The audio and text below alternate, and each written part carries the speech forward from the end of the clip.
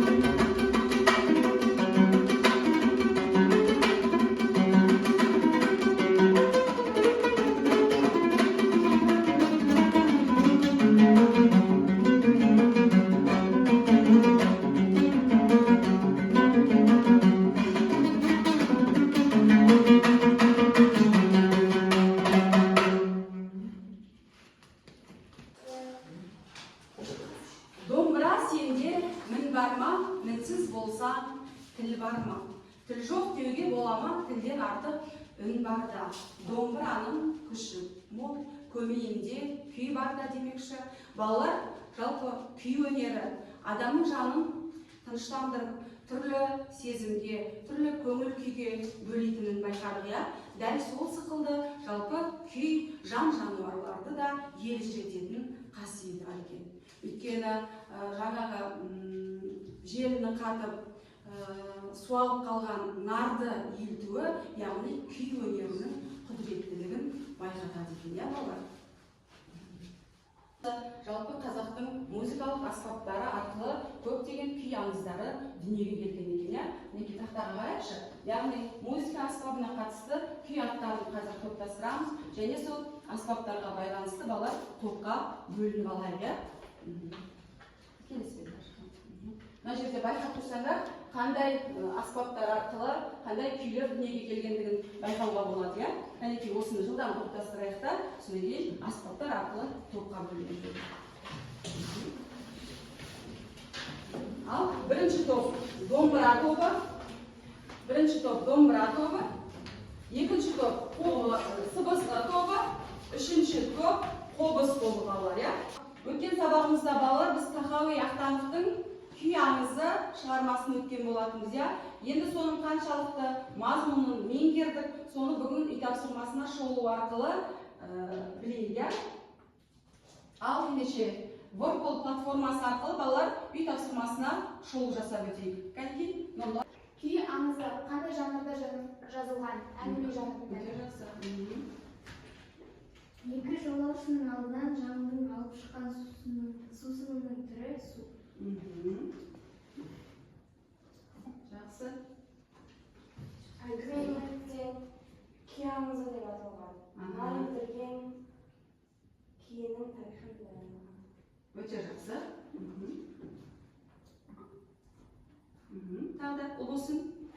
Күй аңызы әңгімесінің идеясы жер күйдің пайда болуы, жаңа күйдің пайда болуы және нардың иі өсіп шығуы. Жақсы. Дұрыс па? Дұрыс па балалар? Көрейік қазір. Ағай. Келесі, қара-қара. Әкемнің ұлы жоқ айметпеңіздер, бұл сөздің иесі жаңыл. Жақсы. Қамшат. Кесе сал. Өнерді сүйетін ұғымтал кейіпкер кім еді? Оразымбек. Өте жақсы. Алғашбек. Естемес күйші өзінің жас әріптесіне қандай ақыл айтты? Күйімді үлгі етсең де, өмірімді үлгі етпе. Ой, тамаша. Күйімді үлгі етсең де, өмірімді үлгі етпе деді. Жарайсың. Келесі. Жаным. Орныңызда тұрып айта берейік. Жарайды. Әңгімені оқиғаны шарықтау шегін көрсетіңіз. Әңгіме дейді, иә? Әңгіме. Өнер құдіретін ұғынып, өнер адамына құрметпен қарау. Қазір тексереміз, иә балалар? Дұрыс па, дұрыс емес пе екенін. Ал, жақсы, келесі.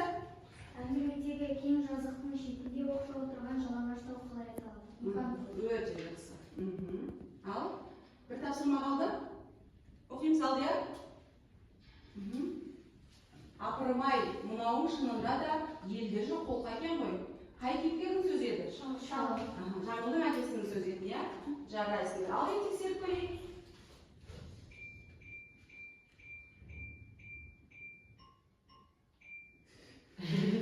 Қай жерден қателестік балалар? Әңгіменің шарықтау шегі мен идеясынан қателестік, иә балалар? Мазмұнын қайтадан тереңірек оқимыз, иә балалар? Жарайсыңдар. Жақсы. Ал ендеше балалар, бүгінгі жалпы сабағымыздың оқу мақсаты шығармадағы материалдық және рухани құндылықтарды заманауи тұрғыдан салыстырып, жаңашылдығына баға беру. Мінекей осы оқу мақсаты бойынша біз бүгін тапсырмалар орындаймыз. Балалар, қазір мен сендерге топтық тапсырма берейін. Бірінші тапсырма сурет бойынша шығарманың сюжеттік композициялық жоспарын құрасыздар. Екінші тапсырма қос жазба күнделігі арқылы шығармадан үзінді келтіреміз және соған өз пікірлеріңді білдіресіңдер. Үшінші топ бізде 3 қадам кестесін толтырамыз. Тапсырма берейін сіздерге. 3 қадам кестесі бойынша тапсырманы орындайсыңдар. Яғни әңгімеде эпизодтар бойынша 3 қадам кестесін толтырамыз. Бірінші қадам әңгіме эпизодтарында көтерілген мәселені анықтайсыңдар. Екінші қадам кейіпкерлер қарым қатынасы қандай, соған жауап бересіңдер. Үшінші қадам қазіргі өмірде бұл мәселелер өзекті ме? Өзекті болса неліктен? Міне осы қадам-қадаммен жұмыс жасайсыздар. Бірінші топ мынандай сурет желісі бойынша, яғни композициялық құрылымын рет-ретімен баяндап шығасыздар. Екінші, үшінші тапсырма сіздерге қос жазба күнделігі арқылы шығармадан үзінді келтіресіңдер және өз пікірлеріңді білдіресіңдер. Ал балалар, іске сәт, ендеше уақыт кетті.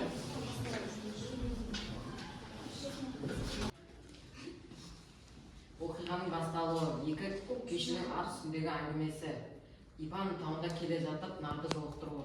Оқиғаның байланысы. Нардың ізінен еріп, жұпыны жалғыз қараша үйге түскен күйшілер. Оқиғаның дамуы. Қара үйдегі қарияны қыз күйшіге білдірген қолқасы. Оқиғаның шиеленісуі жаңылдың екі күйшіге бейнелерін бірдей көрсетуін сұрауы. Өйткені оқиғаның дамуы кезінде әкесі қолқа салады ғой, күйге нар жаңағыда қалай еді? Күйге нардың елі кетіні бар еді деп мен сендерге қолқа салайын деп отырамын. Қолқа салайын деп жатырмын деген кезде оны кім естіп қояды? Жаңыл естіп қояды. Сөйтеді да не дейді жаңыл осы тұста? Жаңыл екі күйшіге өнерлерін бірге көрсету. Өнерлеріңді бірдей салыңдар деп сұрайды. Жақсы. Оқиғаның шарықтау шегі. Естемесін боз еңбегі аралап, күй тартылы, күйдің құдіреті бозын келмей, қолқасын емізуі. Бұл жерде өнердің табиғатқа да әсер ететін керемет күші көрсетіледі. Өте жақсы. Оқиғаның шешімі. Естеместің өз заманы өткенін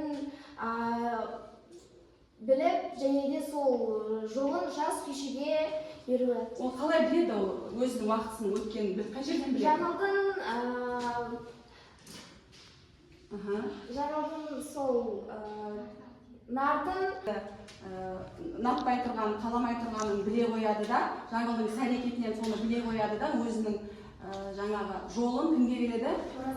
Жас Оразымбекке береді, иә? Жақсы. Шәкірті Оразымбекке береді екен, иә? Өте жақсы. Жарайсыңдар балалар, отыра қойыңдар.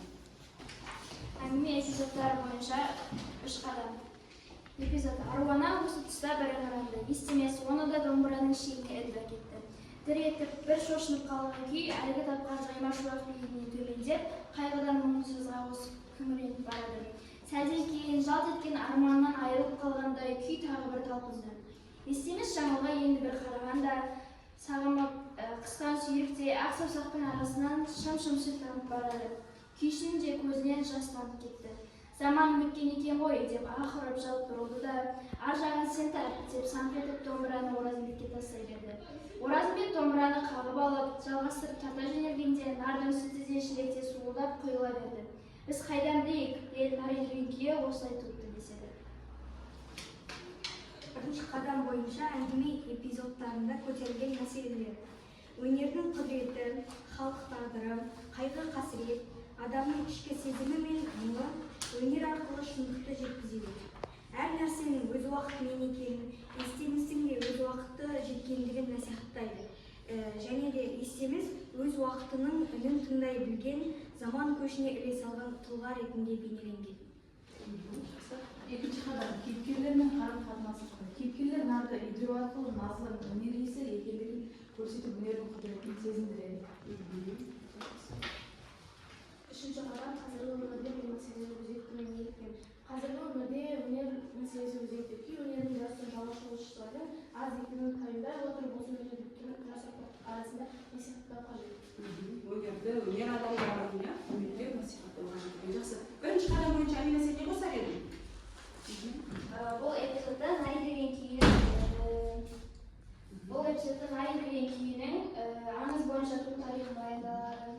Бұл тарихы баяндалады екен. Жақсы. Жақсы отыра отырсыздар. Ал ендеше үшінші топқа кезек берейік. Сіздерде қолжазба күнделігі арқылы тапсырма орындау қажет. Шығармадан үзінді. Көрмейсің бе, ботасы өлген ғой аруананың, зары қандай ащы еді. Түйе деген жануар баласын адамнан артық жоқтайды. Қай кейіпкердің сөзі немесе ойы, күйші естеместің сөзі. Автор не айтқысы келді? Автор күйші естеместі айтқан сөздер арқылы жануардың ішкі күйзелісін жеткізіп тұр. Адам баласы өз баласын тастап кетуі мүмкін, ал жануар өздерін тастамайтындығын айтады. Аруананың зары адамнан да бетер екендігін түсіндіреді. Неге қиналмаймын қарамын? Биылғы жүктерді сыйықтап кетті ғой. Арқалайтын да асырайтын да жалғызын армызамын. Ауыл көшеде бошалап кетіп, ботасыз қайтты. Суалып қалды. Қамсытып таңдайды кеп беріп отыр. Бұл жаңылдың әкесінің сөзі, бұл жерде көзқарас, жұрт аштықты, ауыл тұрмысты және бақытты жеткізіп отыр. Адамзат баласына қанағатты және тәубасын ұмытпауы керектігін жеткізеді. Шығармадан үзінді, екі күйші өнерінде бірін салынбай, кімнің сөзі? Жаңылдың сөзі. Жаңылдың өжеттілігін, батылдығын жеткізеді. Сапардың шыңыраудан суырып шығарды. Қай кейіпкердің сөзі немесе ойы. Жас күйші ойнасының сөзі. Ұстазына деген құрмет, өнеріне деген қошемет. Заманым өткен екен ғой деп аһ ұрып жалт бұрылды да ар жағын сен тарт деп айтты. Қай кейіпкердің сөзі немесе ойы. Күйші естеместің сөзі. Естеместің өкініші әр нәрсе өз уақытымен деген ойды айтпақшы автор. Яғни уақытты бағалай білу керектігін естіп отыр автор. Жақсы. Өте жақсы. Тамаша, жарайсыңдар балалар. Барлық топ өз тапсырмасын жақсы деңгейде орындап шықты. Жақсы. Ендеше екі жұлдыз бір тілек арқылы бір-бірімізге кері байланыс беріп өтейік. Мен өзімнің екі жұлдызын біреуін қайраққа, біреуін баласыға беретін болам. Себебі олар үзінділер және кейіпкердің сөзін жақсы тапты және өз көзқарастарын білдіріп дәлелдей алды. Мен өзімнің бір жұлдызымды Аянаға беремін. Себебі ол эпизодтағы көтерген мәселені анықтады. Кейіпкерлердің қатынастарын айқындады. Мәселенің бүгінгі өмірдегі өзектілігін талдады. Топпен жұмыс жасалды, демек. Жақсы, жарайсыңдар. Келесі? Қай топ қалып кетті? Мен өзім жұлдызымды және кейін Нұрлыға беремін. Себебі бұлар сюжетті композициялық жоспар арқылы рет-ретімен жеткізіп берді. Шығарманы, яғни рет-ретімен баяндап берді. Мен жақсы. Жарайсыңдар балалар. Шығармада қандай құндылықтар кездесті? Сыйластық, Адамгершілік. Ұстаздың шәкіртіне деген ізеттілігі, Өте жақсы.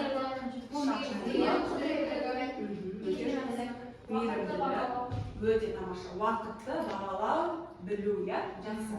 Мінекей балалар, жалпы құндылықтың өзін бірнешеге бөліп қарастыруға болады екен, яғни материалдық құндылықтар, рухани құндылықтар, отбасылық құндылықтар деп, соның ішінде бүгін біз жалпы шығармадағы материалдық және рухани құндылықтарды анықтайды екенбіз.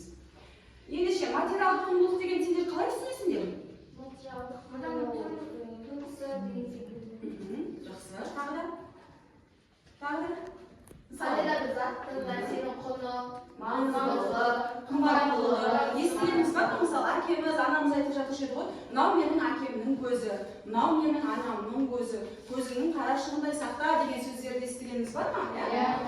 Бұл демек материалдық құндылыққа жатады екен, Ал жақсы, рухани құндылық дегеніміз салт дәстүрлер, Мхм. рухани байлық, ұлттық өнер, Жақсы. ата баба Ұлттық құндылықтар дегеніміз салт дәстүрлер, рухани байлық дегеніміздің өзі, яғни білімімізді үнемі жетілдіріп отыру, иә, тағы да тәрбиеміз, соның барлығы, яғни ұлттық құндылықтарға жатады, иә, рухани құндылықтарға жатады екен.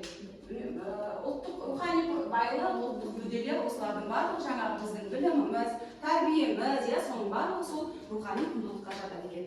Жаңағы екі күйшінің арасындағы сыйластық, адамгершілік, иә, соның барлығы соның барлығы, яғни рухани құндылыққа жатады екен балалар. Жақсы.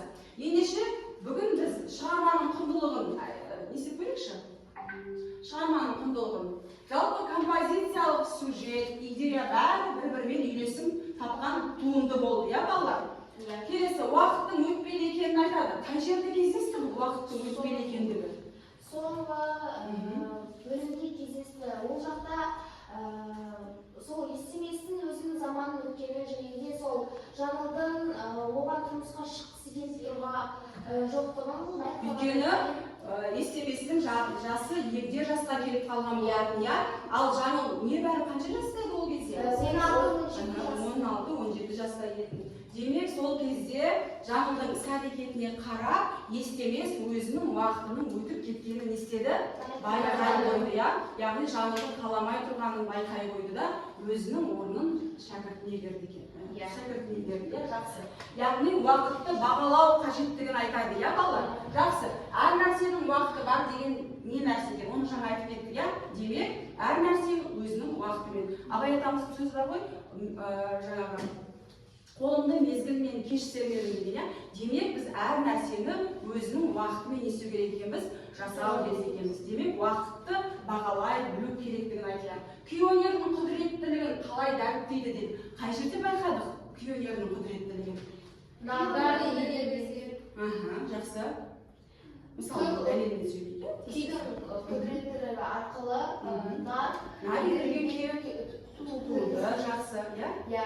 және де күйдің арқасында жан-жануарларды елжіретуі, Иә, өте тамаша. Яғни қарақайыс болып, жерініп, жаңағы қатып қалған, ботасы бошалап кеткеннен кейін суалып кеткен нарды үйдіруі осы күй өнерінің құдіреттілігін не істейді екен? Байқатады деген, иә, балалар, жақсы. Ендеше, балалар, сендерге тапсырма, қазір біз шығармадағы материалдық және рухани құндылықтарды анықтап, екеуін салыстыратын боламыз. Әлбетте, сіз осы тапсырманы орындап жіберейік. Ген диаграммасы арқылы сендерге бір тапсырма, материалдық және рухани құндылықты анықтаймыз. Жалпы топтың барлығына бірдей тапсырма.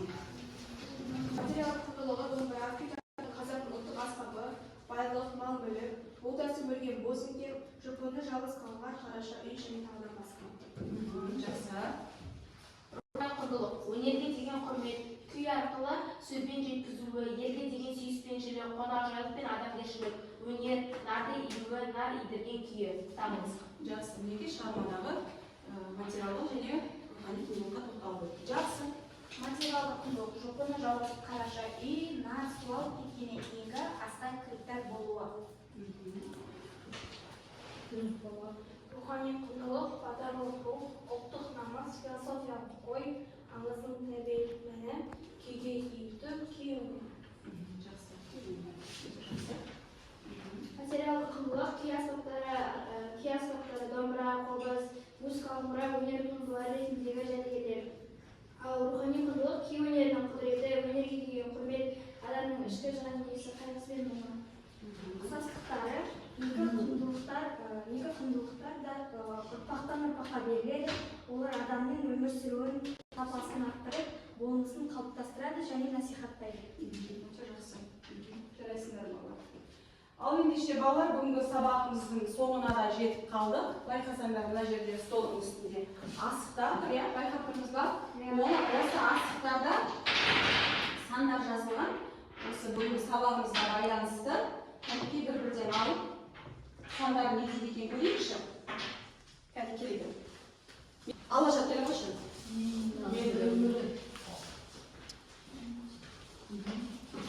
Периодтан қойшы. Ал, екі деп тұр. Ал, екі деп тұр. Екі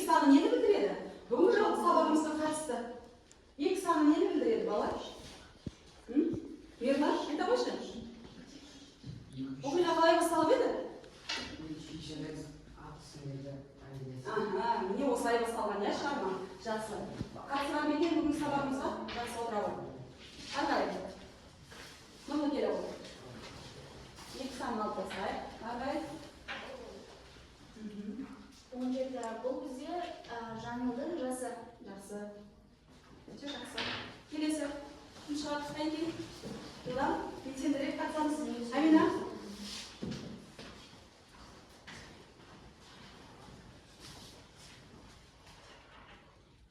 Елу ол бізде естемесін жасайды.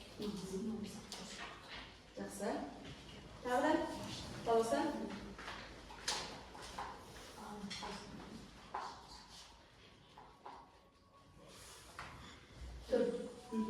Ол 4 санын нені білдіретін еді балалар? Нені білдіретін еді 4 санын? Шығармада кездескен кейіпкерлер. Шығармада кездескен кейіпкерлер. Кейіпкерлер кездесті шығармада? Естемес, Оразымбет, Жаңғыл, Және? және де Жаңғылдың әкесі.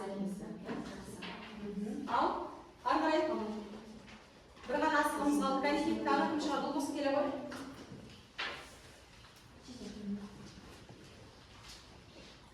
Бұл нені білдіреді бір саны? Нардың Екі жолаушы келе жатқан кезде жалғыз нарды көреді, иә? Жақсы. Тамаша. Ал жарайсыңдар балалар. Ендеше жалпы бүгінгі сабағымызды қорытындылайық. Жұлдызды баспалдағы арқылы жалпы бүгінгі сабағымыздан біз нені білдік? Нені нәрсені бағалаймыз? Бағалайтын нәрсеміз. Жақсы. Және бүгінгі сабақта не түйдік? Мінекей, мынау стикерлер арқылы тез-тез стикерге өзіміздің ойымызды жазып, бүгінгі сабағымызға, яғни жұлдызды баспалдаққа барып жазыстырайық. Тез-тез ал, бүгінгі сабағымызда біз не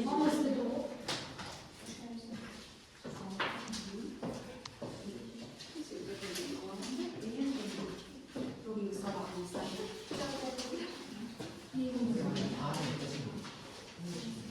Не түйдім? Мен бүгінгі сабақта уақытты бағалау керек екенін түйдім. бағалайтын нәрсе, уақытты бағалау керек екенін түйдік, жақсы. Бүгінгі сабақта түйдің құдіреттілігін, уақытты бағалауды, өткенді қастерлеп, бүгініңді бағалап, ертеңіне адал бол, сонда ғана сен өз уақытыңның лайықты перзенті боласың. Тамаша. Тамаша. Уақытты бағалау керектігін, әр нәрсе өз уақытының екендігін және де құдіреттілігін түсіндім, байқадым. Адамгершілік, зерттілік, қумандық, осы жақсы әрекеттерді үйреніп жүрмін. Бүгінгі сабақта қазір өздеріңде ойларыңды жаздыңдар, дегенмен сабағымызды аяқтайық. Нені білдік? Күйдің құдіреттілігін білдік. Неден білдік оның? Күйдің құдіреттілігін. Өте жақсы. Нари деген күйдің дүниеге келуінен білдік. Жақсы. Бағалайтын нәрсеміз не екен?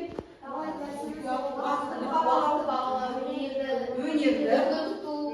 Жақсы. Және өнер адамдарын құрметтеу, және уақытты бағалау керек екенін түсінген сияқтымыз, балалар. Жақсы. Күйші, домбырашы Айгүл Үлкенбаеваның орындауында нар идірген күйін тыңдайық.